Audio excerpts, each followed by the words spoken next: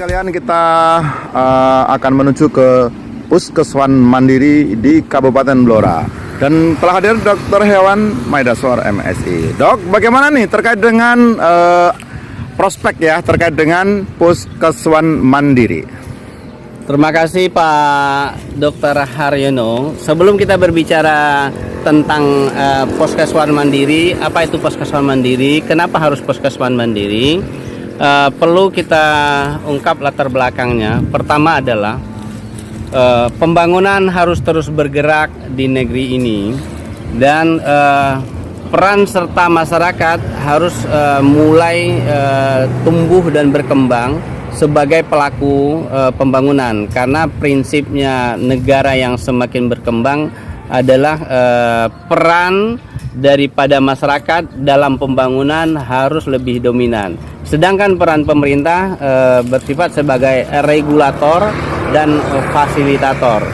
Kalau kita lihat di bidang peternakan, pada seperti IB contohnya, pada era 70-an intervensi atau introduksi IB diawali dengan peran subsidi pemerintah yang cukup banyak, mulai dari penyiapan petugasnya, kemudian penyiapan benihnya, termasuk juga pelayanan atau memberikan imbalan kepada peternak yang sapinya digunakan untuk IB. Persyaratan apa saja yang harus bisa dipenuhi agar terbentuk Puskeswan Mandiri nantinya melayani ke masyarakat? Oke. Ya, terima kasih. Semakin maju sebuah negara, peran masyarakatnya harus dominan. Pada awalnya, negara miskin subsidi pemerintahnya banyak. Tetapi negara yang sudah mulai berkembang, sudah terjadi pergeseran, sebagian peran masyarakatnya mulai tumbuh. Negara maju justru peran dari masyarakatnya secara mandiri dalam pembangunan harus lebih dominan. Nah, pemerintah hanya berada pada posisi regulator, regulasi, dan kemudian fasilitator. Ya, bicara tadi pada khusus di bidang peternakan, kalau kita lihat stakeholder pembangunan peternakan itu memang sudah mulai tumbuh. Di ayam perannya swasta sangat besar. Di hewan besar seperti sapi masih banyak dukungan dari pemerintah. Di IB sebagian sudah mulai mandiri. Di era 70-an itu subsidinya besar. Sekarang sudah ada sebagian yang mandiri, petugasnya sudah ada yang mandiri, termasuk juga layanannya juga mandiri. Nah, ke depan mungkin lebih mandiri. Di khusus layanan kesehatan hewan dan peternakan ini, ada kondisi yang terakhir ini adalah di mana terlihat bahwa sektor pertanian itu di dalamnya masuk sektor peternakan menjadi urusan pilihan. Ketika urusan pilihan itu ada salah satu dampaknya adalah bergabungnya beberapa dinas seperti pertanian, tanaman pangan, dan dinas peternakan dan hewan yang menyebabkan sumber dayanya menurun. Sementara di lapangannya tuntutan dan demand layanan terhadap dari peternakan dan kesehatan hewan oleh masyarakat semakin meningkat. Nah, dengan keterbatasan fasilitasi karena mencuitnya dinas, tentunya kita tidak harapkan layanan peternakan dan kesehatan hewan itu menurun.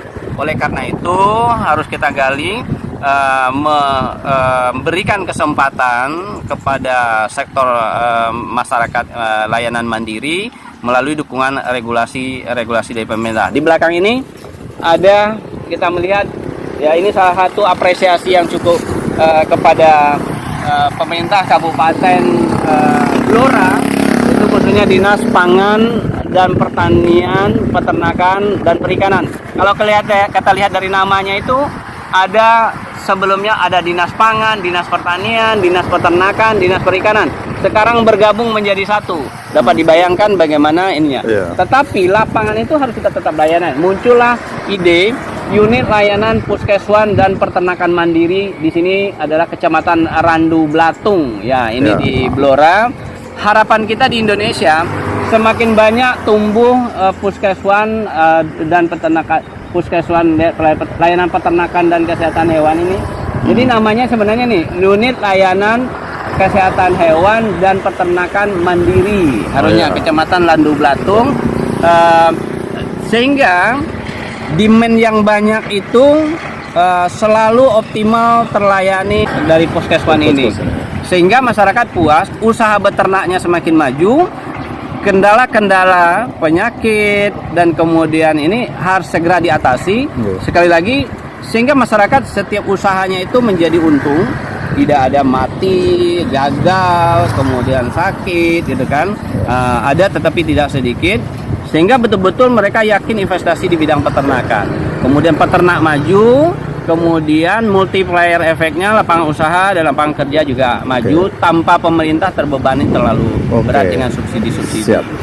Jadi Pak Dr. Hereno, bagian contoh nih, hari ini kita lagi di Kabupaten Blora dalam misi kita mendorong pencapaian vaksinasi PMK yang di Blora ini saat ini dia mempunyai target 150.000. Sekarang pada tanggal 16 bulan Oktober 2003 baru tercapai 95.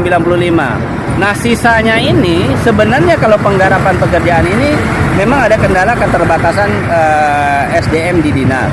Nah, ini sebenarnya kalau kita lihat dari pendekatan layanan pemerintah akan terbatas, tetapi perlu diingat inilah kesempatan melibatkan SDM mandiri, layanan mandiri untuk bisa mencapai target itu, sehingga seluruh ternak ini memang tervaksin lebih cepat dan akan kebal lebih cepat. Datangnya nanti penyakit pun dia juga akan tidak beresiko kena penyakit. Inilah sebenarnya saat inilah dibutuhkan tumbuhnya layanan mandiri lebih cepat. Terima kasih ya. Terima kasih, siap. Assalamualaikum. Waalaikumsalam. Terima kasih Dr. Hewan Maidaswar terkait dengan Puskeswan Mandiri di masa depan. Mudah-mudahan akan tumbuh atau terduplikasi ya Puskeswan Mandiri di berbagai wilayah se-Indonesia.